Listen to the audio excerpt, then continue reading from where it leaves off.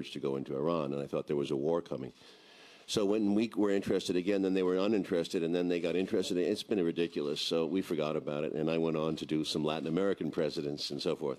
So my life moved on too, but it's an ugly situation. I don't know who's lying and who's telling the truth, but I do know there's been a lot of false intelligence. Go ahead. Hi, good morning. I'm Yuvi from Israel Today in Israel. My question is to Mr. Douglas. Recently you celebrate your 65th birthday, if I'm not wrong. So, yes? Thank you. You're looking good, you're looking good. Thank you. Mazel tov. And the question is you find it easier or harder to be a mature actor in Hollywood? And how do you choose your roles today? You spoke about independent movie, for example, so why did you did it? And a question for all of you, do you believe in Wall Street, and did you ever invest your money on stocks? Thank you. Like they're going to tell you. Why not? Well, the parts get limited as you get older. There's certainly less studio-type parts, unless you're going to be a villain, and much more interesting independent parts that exist. It just is very tough now with the financing. Very, very tough to finance independent movies these days.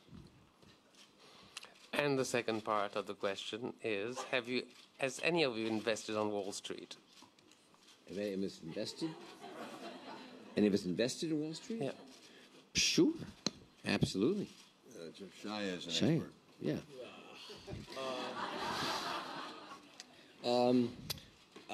I did Shia, out of sheer come on. necessity. You know, I walked into this. I'd made 5 action films. I'm the Transformers kid. You know, it felt very intimidating walking to. I mean, look who's up here. This is a very intimidating squad. It's the Kill Squad, and you know, I felt like I was playing with the All-Star team, and I was coming out of a place in my life that was pretty dark. I didn't have a whole lot of confidence personally, and I felt the only way I could have confidence, which is the only job requirement for these men, was to be as astute as I possibly could. And you know, these men embraced me because they embraced Oliver, and so I learned a lot really quickly. You know, Brolin's actually a traitor, and we were sending each other P&L reports for a good minute there, and then it's not about actor. It's not, you know, he's Josh Brolin and I'm me. You know, that can be intimidating, but when it's about numbers, it becomes very eye to eye. You know, it's just about how much money you're making that week, and you know, that made it easier for me. It made it so that it was not so, you know, it made it so that it was surmountable. You know, and in terms of my investment, I invested at the beginning. You know, I don't want to get into numbers because I get in trouble, but I did very well. And not necessarily because of my intellect, but because I entered the market at an incredible time. We started making this movie, the market was on a direct climb, and really didn't really let up until last Thursday when we had the flash crash. So, you know, I was just lucky in terms of the timing. You know, we had a lot of people who were actually, you know, Frank sat with George Soros. I mean, you know, he's one of the sages of finance, and you know, we were very welcomed in this world because of the success of the first film, which I don't think the players on the first film had the same opportunities. So we were blessed in that regard. Except by the big banks. The big banks were very arrogant and said no. They wouldn't even let us in. But oddly enough, the Royal Bank of Canada did cooperate with us, and the Royal Bank of Canada gave us their floor to shoot on. And they were the one bank, or one of the Canada was one of the few countries that escaped this this debacle, because the banks played straight by a different set of rules. So it was interesting that the Royal Bank of Canada let us in, whereas the Goldmans of the world just shut their doors. We got in anyway, though.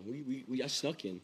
Yeah, you got in, that's right. A couple places that wouldn't let us in. We also talked, by the way, one night we had dinner with very interesting dinner with 15 young people, about 20 Citibank people, and that place took a real hit.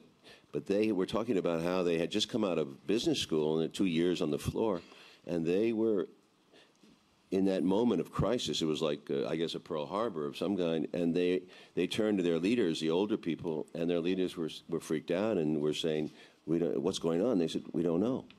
So at that moment, they were baptized, if you remember, and that's where I think Shia got a lot of confidence from that, because he listened to that. These kids were new to the biggest crash in the history of, next to the Depression, of Wall Street. And they learned, as they say in Vietnam, you know, training on the ground. You know. Here, then here first, here, and then Mr. Friedman over there. Hello, I'm Sandra from Serbia, from Belgrade. Question for Mr. Douglas. As the ambassador of United Nations, you support many charities, and tell me, what is on the top of your list right now? I focus on disarmament. I'm a UN messenger of peace. Each of us have our areas, and it's a very important and crucial time. We had the START agreements going on between Russia and the U.S. and a reduction in weapons, not as much as we'd like. There was a nuclear posture review that President Obama had, and the Non-Proliferation Treaty has just been under review in the United Nations, followed by the Comprehensive Test Ban Treaty. So you really have an opportunity after 64 years of a dramatic reduction in weapons. You've got organizations talking about zero and schedules coming out. So this is something that I'm really very excited about. I'm working with our senators in trying to ratify first the START agreement and also trying to speak to some other countries to come on board the Non-Proliferation Treaty. India and Pakistan are having meetings actually next week.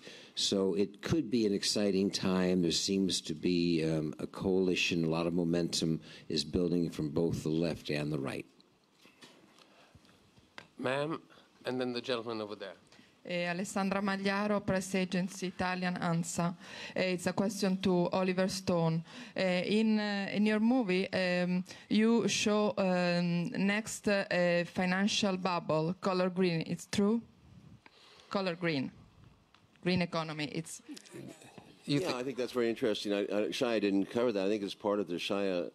Shia has a morality there at the beginning. He is trying to build an energy company, an alternate clean energy company, based on some research that we did. It may be one of the ways, one of the techniques, but certainly this is a huge demand right now. We have to, this would be a productive use of Wall Street for social ends. It would be raising money for these companies, for startups and so forth, to get this thing going.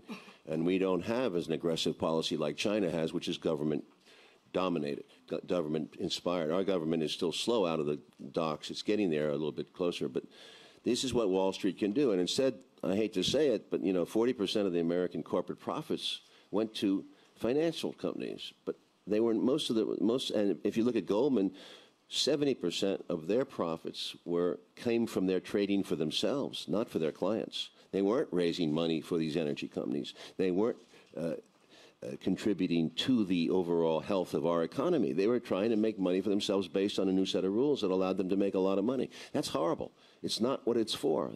The banks originally were not what they are now, but they were the banks, the brokerage houses. These were agentary functions, and that was what my father did. He was an agent for other people, and that was the right thing. And now it became the agents are in control, and it was crazy. The whole system has reached a disproportion, and even Mr. Greenspan, Alan Greenspan, has admitted that it was an irrational exuberance. Well, and moral hazard and so forth and so on. But there is a morality here, and I think that's what he runs in. I don't think Shia got into it, but when he runs up against Shia and Carrie, and he runs up against Michael and Carrie, there's a whole different dimension. He wants the daughter to come together with the father, but at the same time, he seems to want something else, too. He wants money, and he wants revenge,